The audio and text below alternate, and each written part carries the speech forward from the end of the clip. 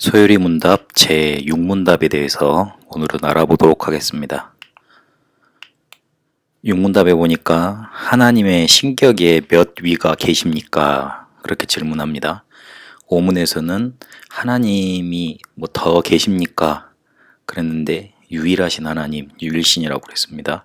그런데 그 하나님이 신격을 갖고 계시는데 몇 위가 계시느냐? 그렇게 물어봅니다. 답을 하기를 하나님의 신격에 3위가 계시니 성부와 성자와 성령이신데 이 3위는 한 하나님이시고 본질에 있어 같고 권능과 영광에 있어 동등하십니다. 그렇게 답을 했습니다.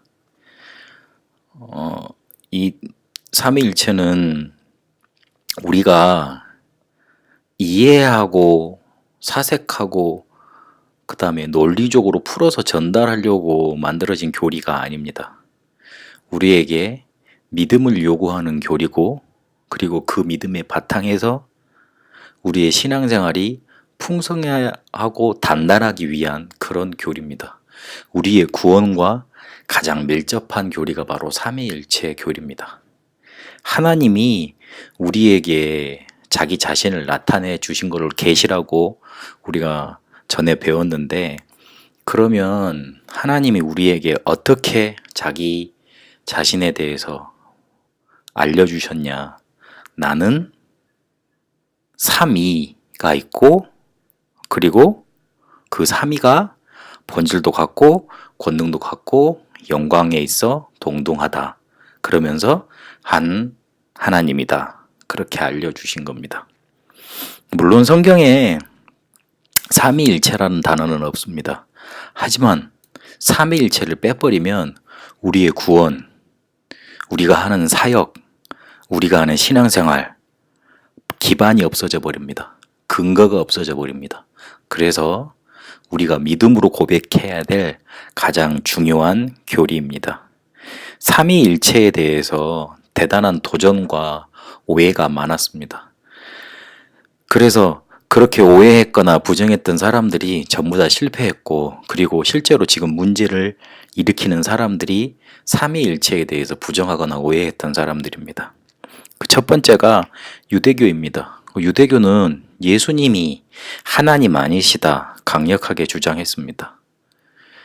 예수님이 자기가 하나님의 아들이고, 그리고 자기가 그리스도 메시아라고 말을 하니까, 그렇게 주장을 하고 사람들이 그렇게 받으니까 바리새인들의 열이 나고 유대인들이 열이 난 겁니다. 아니, 너같이 천한 목수 아들 주제에, 나사렛에서 태어난 주제에 어떻게 다윗의 후손으로 온다 그랬는데, 어떻게 네가 왕도 아닌데 대단한 능력자도 아닌데 학식도 없는데 하나님의 아들이고 하나님이 되실 수 있느냐, 그리스도가 될 수 있느냐, 그렇게 몰아붙였습니다. 그래서 예수님을 십자가에 못 박혀 돌아가게 할 때 그들이 뭐라 그랬냐? 그 사람의 피를 우리한테 돌리십시오. 우리 후손들한테 돌리십시오. 그랬습니다. 그만큼 자기들은 자신이 있었다는 거죠. 삼위일체에 대해서 몰랐고 그리스도에 대해서 오해했습니다. 그리고 모슬렘들은 뭐라고 주장을 하냐면, 마호메트를 높이기 위해서 예수는 그냥 선지자에 불과하다 그렇게 말을 합니다. 마호메트가 말했던 그 교리 가지고 이렇게 종교 자체를 만들어 놓은 것이기 때문에 예수님을 구원자로 받들면 안 되겠죠. 하나님을 믿는다고 하는데, 알라를 믿는다고 하는데 그 알라의 가장 선지자 중 하나다 이렇게 말을 합니다. 그리고 이단 중에 가장 예수 그리스도의 신성만 부정하는 여호와의 증인, 완벽한 생활을 하고 있고 자기들 나름대로 굉장한 활동을 하고 있지만 단 하나만 부정합니다. 예수 그리스도의 신성, 예수님은 하나님이 아니시다는 거죠. 피조물 중에 가장 뛰어난 분, 선지자 중에 대단한 분, 그렇게 아주 모델적인 모범, 그렇게 말을 합니다. 이 세 단체의 뿌리가 구약에 있습니다. 그래서 굉장히 율법을 강조하고, 율법을 강조하다 보니까 생활, 삶을 강조하고 굉장히 거룩하다고 말하는 것을 육신적으로 돌려버렸습니다. 결국 그들이 지금도 이 세상의 문제를 만들어내고 있고 실제로 실패하고 있고 실패했습니다. 그래서 우리는 오늘 삼위일체에 대해서 조금 이해를 바로 해야 되겠습니다. 이해를 한다는 말은 삼위일체 교리에 대해서 논리적으로 여러분 머릿속에 담으라 그런 뜻이 아니고 삼위일체가 왜 이렇게 생겼다, 역사, 배경 이런 것들, 그리고 성경에서는 어떻게 말하는가, 그런 전반적인 내용을 알자는 내용입니다. 오늘 우리가 봤던 것처럼 한 본질에 세 위격이 계시다고 그랬습니다. 근데 이게 갑자기 만들어진 교리가 아니고 초대교회 때 계속 교부들을 통해서, 제자들을 통해서 고백되었던 교리입니다. 그런데 자꾸만 아리우스 같은 사람들이 일어나서 여호와 증인들이 말하는 그런 주장을 합니다.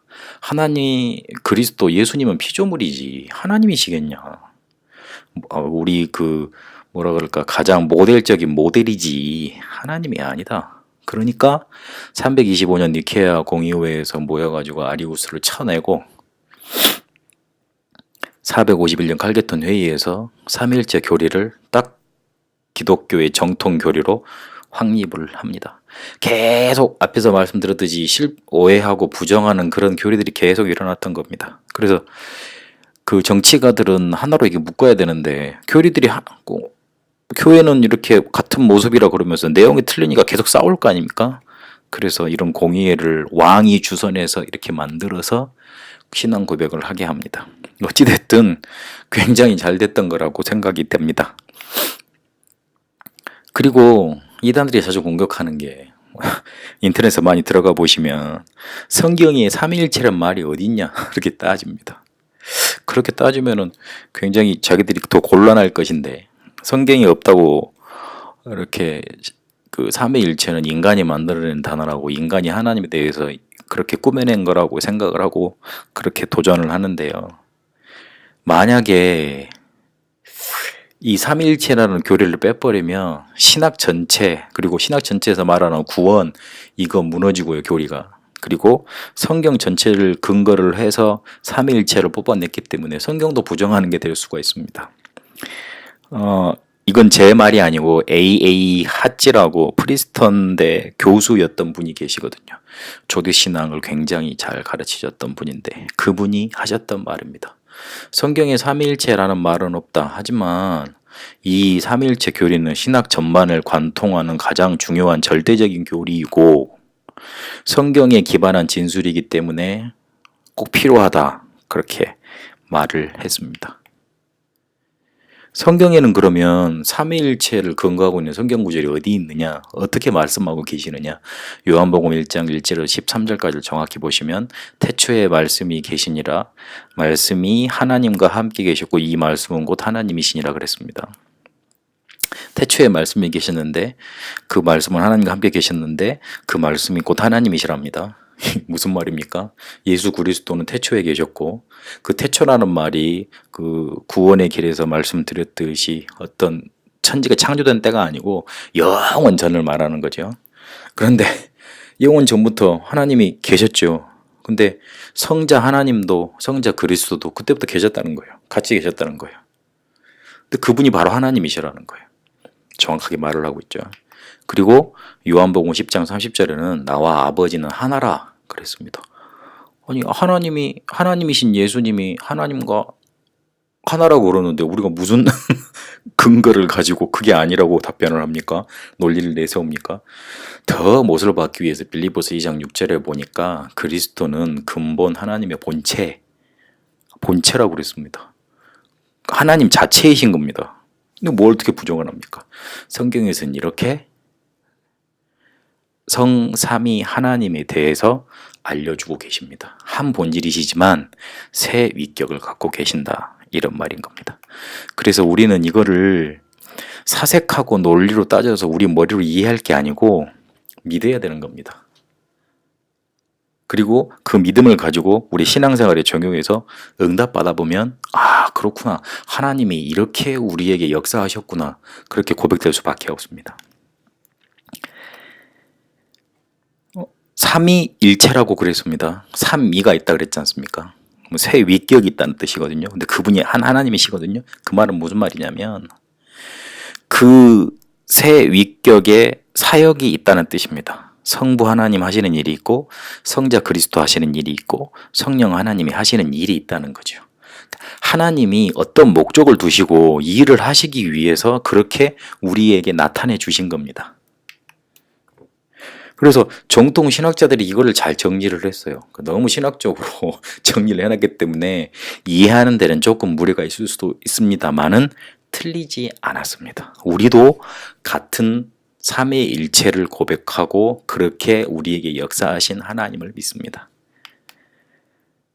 칼빈이라는 목사님이 종교개혁의 기독교 강의를 쓰시면서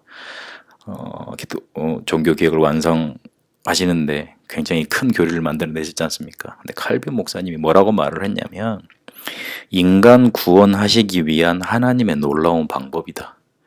삼위일체 교리는 사색을 위한 교리가 아니라 우리가 믿음으로써 인간 구원과 가장 밀접한 교리가 바로 삼위일체 교리다. 그렇게 말씀을 하셨습니다. 맞습니다. 하나님이 그렇게 우리에게 사역하시지 않으셨다면, 역사하지 않으셨다면, 삼위로 우리에게 일하시지 않으셨다면 우리는 구원받을 수 없는 겁니다.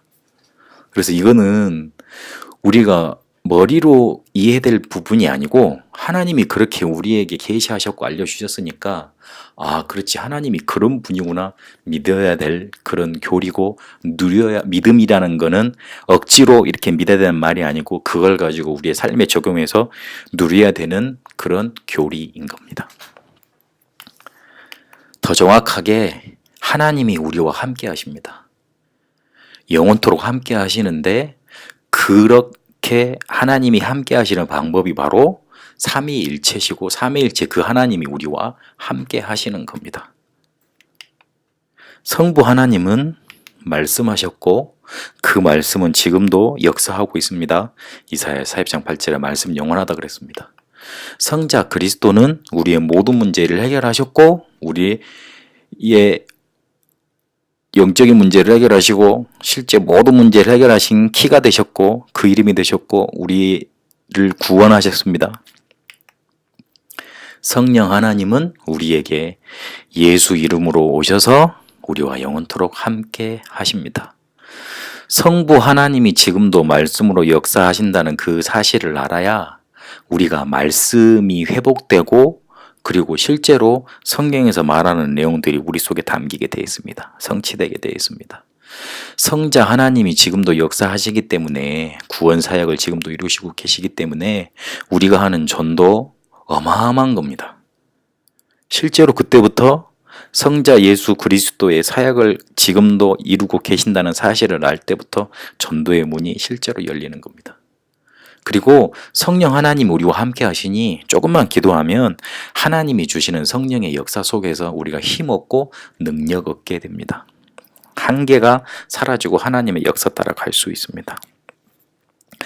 앞에서 적용하고 고백했던 것처럼 삼위일체는 고백의 교리지 사색을 위한 교리, 논쟁을 위한 교리가 아닙니다. 우리의 믿음으로써 한 본질을 가지신 새 위격을 가지신 하나님, 그분이 일체이신 하나님, 그분이 지금 나와 함께 하신 하나님, 그렇게 고백되어야 될 그런 우리의 신앙 고백입니다. 성부 하나님의 말씀 붙잡고 지금도 능력으로 역사하시는 것 체험하시고 성자 예수 그리스도의 구원 사역 속에 여러분 삶이 쓰임받기를 원하는 전도 사역 속에 인도받기를 원하시고 그리고 성령 하나님께서 여러분과 함께 하시기 때문에 기도 가지고 성령 충만 받고 능력 얻기를 원하십니다. 여러분에게 삼위일체가 그렇게 적용되어지고 임마누엘의 축복이 넘쳐나게 되길 축원합니다. 말씀을 마태복음 28장 18절에서 20절까지로 맺습니다. 18절에 그러므로 너희는 가서 모든 민족을 제자로 삼아 아버지와 아들과 성령의 이름으로 세례를 베풀고 그랬습니다. 한 본질이시지만 새 위격으로 계시신 하나님께서 여러분과 항상 지금도 함께 계십니다. 그 삼위일체로 역사하시는 우리와 함께 하시는 그 하나님의 축복이 응답이 능력이 여러분에게 넘쳐나게 되길 바랍니다. 살아계신 하나님 우리가 믿음으로 한 본질이시고 새 위격을 가지신 삼위일체 되신 하나님 고백하고 그 하나님이 우리와 함께 하시는 임마누엘 누리게 하여 주옵소서. 우리의 논쟁거리가 아니고 우리의 이해가 아닌 믿음이고 신앙 고백으로 하나님이 우리와 함께 하시고 지금도 역사하시는 것 누리게 하옵소서. 예수 그리스도 이름으로 기도합니다. 아멘.